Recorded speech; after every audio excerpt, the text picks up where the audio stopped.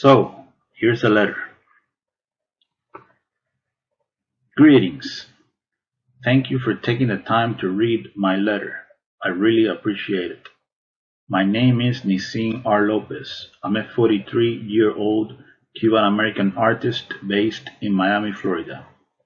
I am contacting you in order to denounce a hideous crime that is being perpetrated against me here in the United States of America. Contract stalking and electronic weapon assaults sponsored by corrupt elements in the U.S. government. Yes, I am a targeted citizen. I've been experiencing organized harassment sponsored by the authorities since January of 2011. This thing ruined my life. You might be saying to yourself, what exactly is organized harassment, right? Well, this is not easy to explain, you know. One could say that contract stalking is bullying on steroids, covert harassment, organized group stalking, or community-based mobbing is pretty much a form of political repression, extrajudicial punishment. Organized stalking is a secret program of the U.S. government designed to destroy targeted individuals emotionally and psychologically through dark neurolinguistic programming and negative aversive stimuli. We're talking here about a multi-layered interagency program.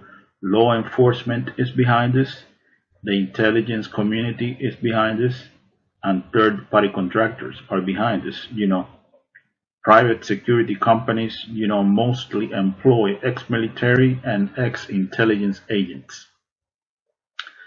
As far as the organized community harassment done to me every single time I go out into the general public, the unjust systematic harassment is done by a group of people in an organized fashion, using unethical means in order to torment, preoccupy, agitate, intimidate, and terrorize the isolated victim 24/7 no matter where he goes.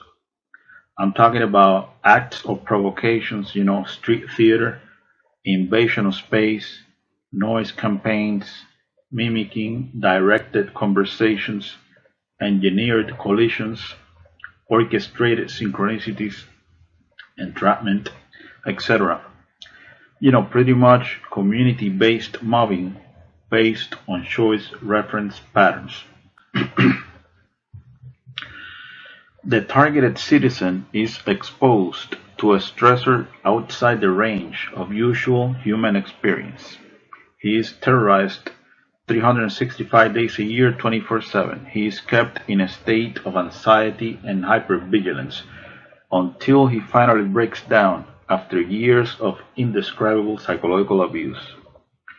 Most victims of this program end up homeless, in jail, or in psychiatric institutions, isolated with no support system, broken in spirit.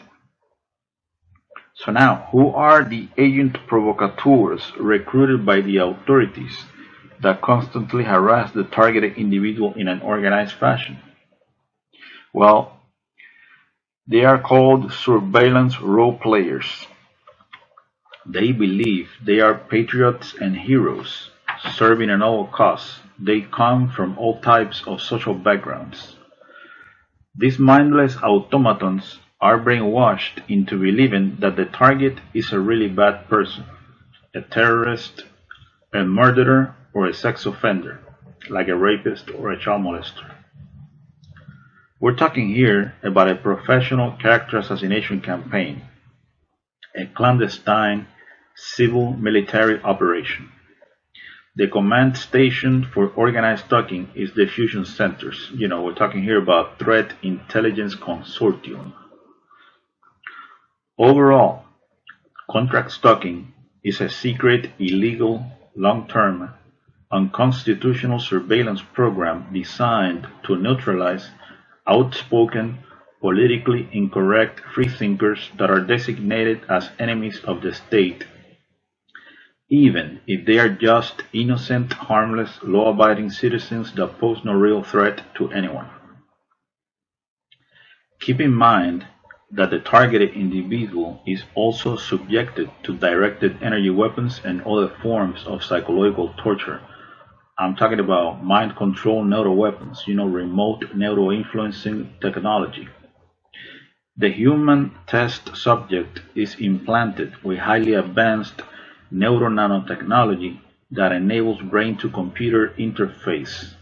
This secret technology of DARPA flavor enables the handlers to link the target's unique brain signature to their supercomputer. These are some of the things they can do with this technology. This technology enables the handlers to read the target's thoughts verbatim in real time.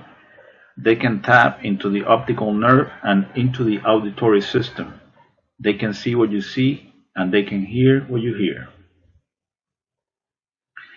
This technology allows the handlers to map out all the target's emotional states, especially negative emotions like sadness, anxiety, fear, anger, etc.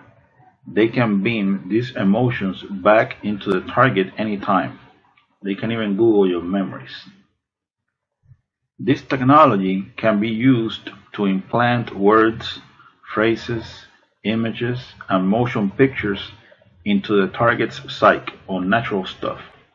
The idea behind this is to make the target believe that those are his real thoughts when they are not, synthetic telepathy. This technology can be used to control dream cycles and sleep patterns. They can deprive the target of sleep. This technology can be used to control the muscle movement of the target, causing spasms. They can also inflict pain in any part of the body. This technology can be used to sexually manipulate the target. It can make the target feel sexual arousal, or it can sort of turn off the target's sexuality altogether. It can also be used to manipulate the hormones of the target, thus lowering and raising estrogen and testosterone levels in women and men respectively. This technology can also be used to eliminate the target with an artificial heart attack that generates no forensic evidence. Pretty amazing stuff, right? All the experiences of the human test subject are stored in a supercomputer that predicts behavior based on past choices. I think the ultimate end of this program is to create a digital clone of the target's brain. They basically got control over your thoughts, feelings, emotions, sensations, etc. Full spectrum dominance. So now, the leader of clandestine operations in the CIA, Elizabeth Kimber, she doesn't know anything about this behavioral modification program. The Principal Deputy Director of National Intelligence, Susan M. Gordon, she doesn't know this kind of thing is taking place.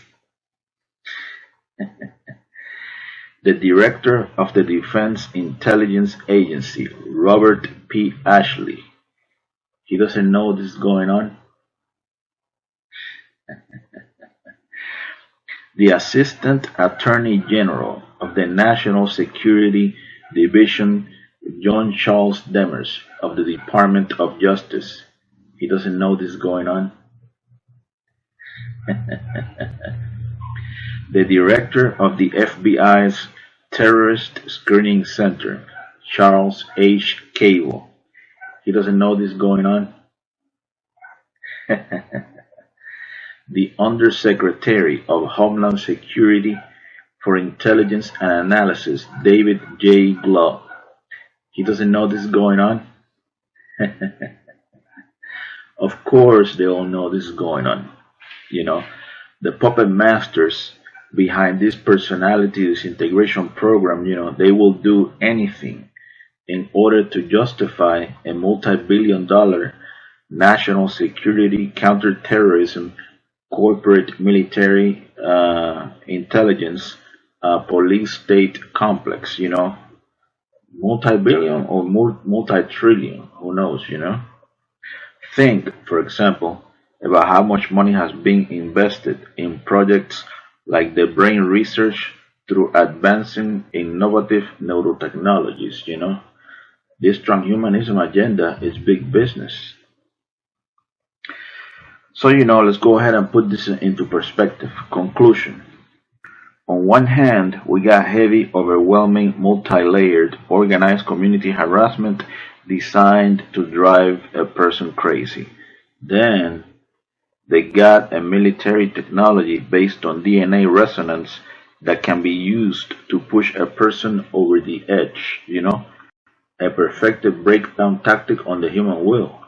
You know, this is a humanity 2.0 experiment, no question about it.